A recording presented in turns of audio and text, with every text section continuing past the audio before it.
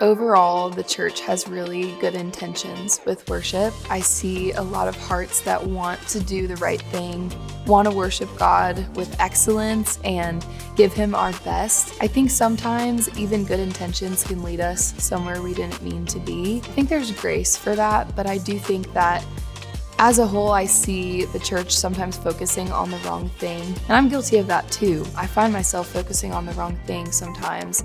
It's easy when you go to a church where there's high production or you have in-ears and you're focusing on the tracks and the click, and if the band is playing and if what you're doing, it's a responsibility to lead worship. I think that we need to be mindful of our hearts, not just having good intentions, but really going after the Lord in a way that pleases Him.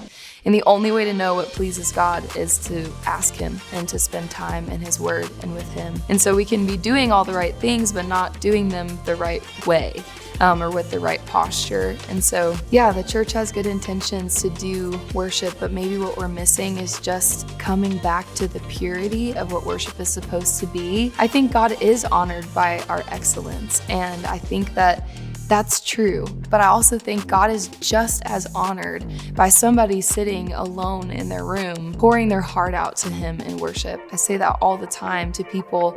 They're like, how can I become, a worship leader or a Christian artist and release songs on the radio and all that stuff? And I'm like, well, the truth is that it's really up to God and God alone. And He works with our effort, but it's really only God that opens the door. So whatever you're doing right now, leading worship at your church or whatever, that pleases God just as much as it pleases God for somebody to be on a huge stage somewhere. So I think for me, as I look at my own church in Nashville, it's like I want us to go back to the purity of worship and just remind ourselves not to get caught up in all the production and the stuff that is awesome, but it's ultimately about God, not about what we're offering Him.